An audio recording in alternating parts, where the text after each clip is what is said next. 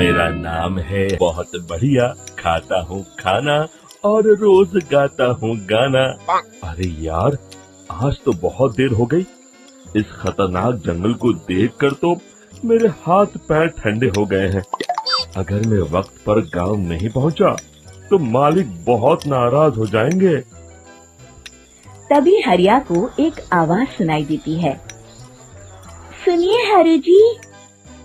अरे, ये आवाज किसने दी? तभी हरिया को सामने कुछ दूर एक औरत खड़ी दिखाई देती है।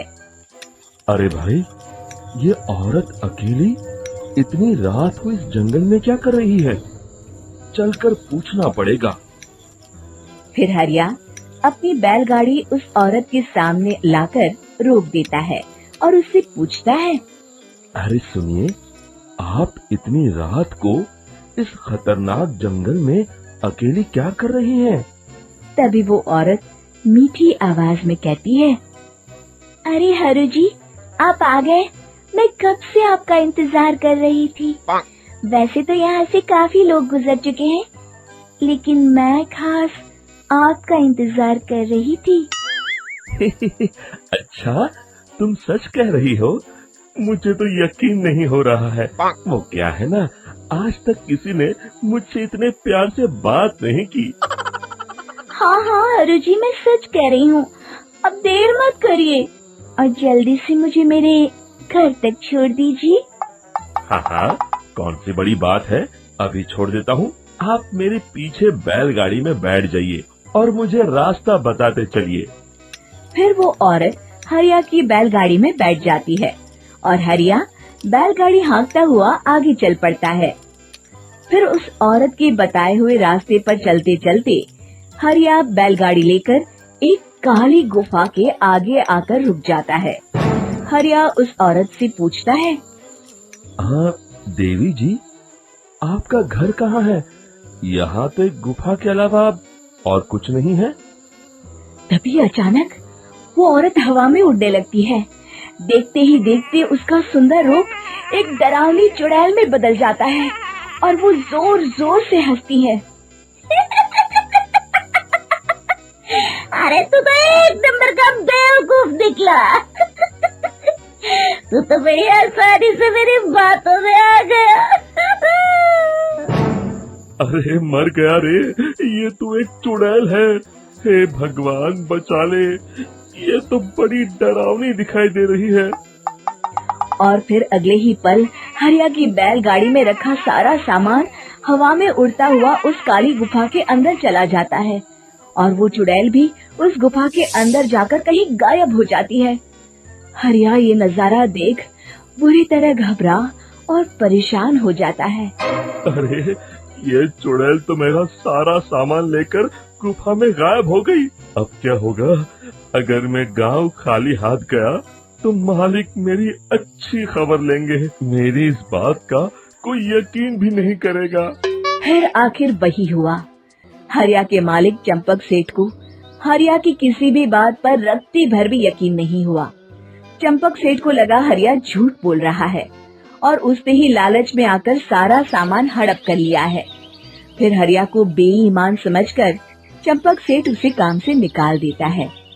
अगले दिन अपनी दुकान में परेशान बैठा चंपक सेठ गुस्से में बड़बड़ाता है। अरे, दुकान में तो सामान बिल्कुल भी नहीं है।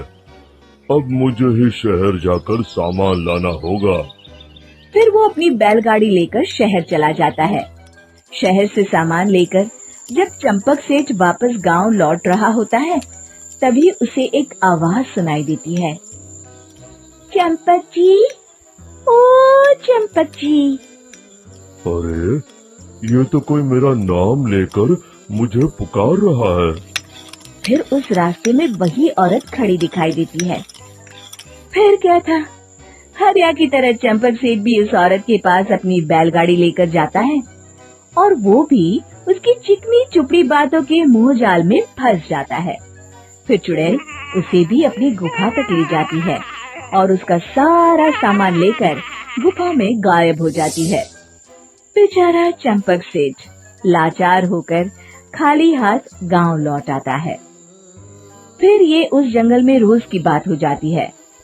जो कोई भी शहर से कुछ लेकर गांव की तरफ लौटता, वो चुड़ैल उसे बेवकूफ बनाकर उसका सारा सामान लेकर गुफा में गायब हो जाती। एक दिन हरिया एक लकड़हारे को उसी जंगल की तरफ जाते हुए देखता है। फिर हरिया उसे रोकते हुए कहता है, अरे भाई, क्यों अपनी मौत को दावत दे रहे हो? मेरी बात मानो, आगे जंगल में मत जाओ, वहाँ एक बड़ी भयानक चुड़ैल रहती है। लकड़हारा हरिया की बातों को नजरअंदाज करते हुए कहता है, अरे भाई, मुझे पहले ही बहुत देर हो चुकी है, मुझे जाने दो भाई। शाम तक लकड़ियाँ काट कर शहर के बाजार में बेचना है। तुम अपनी ये कहानी किसी फुर्सत में बैठे इंसान को सुनाओ, अब मैं तो चला। इतना कहकर लकड़हारा वहाँ से आगे जंगल की तरफ चला जाता है। फिर अगले दिन गांव के मुखिया के घर के बाहर बहुत सारे लोग जमा हो जाते हैं। तभी हाथ में कुल्हाड़ी लिए खड़ा लकड़हारा कहता है, अरे मुखिया जी, अब आप ही हमें बचाइए उस जंगल वाली चुड़ैल से। हमारा सारा काम तो शहर से ही होता है। अरे मुखिया जी, उस चुड़ैल की वजह से तो मैं पूरी तरह बर्बाद हो गया हूँ। हम सबको मिलकर उस चुड़ैल का कोई इलाज करना पड़ेगा। तभी भीड़ में खड़ा बीरा कहता है, आप लोग चिंता मत करिए, कल से वो चुड़ैल किसी को नहीं लूट पाएगी। मेरे पास एक बहुत अच्छी तरकीब है। तभी चंपक सेठ उसका मजाक उड़ाते हुए कहता है, अरे तेरा नाम वीरा है तो क्या हुआ? तूने अभी उस चुड़ैल को देखा नहीं है? जाकर अपना काम कर, बड़ा आया। तब मुखिया जी कहते हैं, नहीं नहीं चंपक सेठ, मुझे लगता है हमें इस लड़के को एक मौका देना चाहिए। फिर सभी गांव वाले मुखिया जी की बातों से सहमत हो जाते हैं और वीरा शाम को एक बैलगाड़ी में कुछ सामान लादकर उस जंगल की ओर चल देता है। वीरा, ओ वीरा, कहाँ जा रहा है?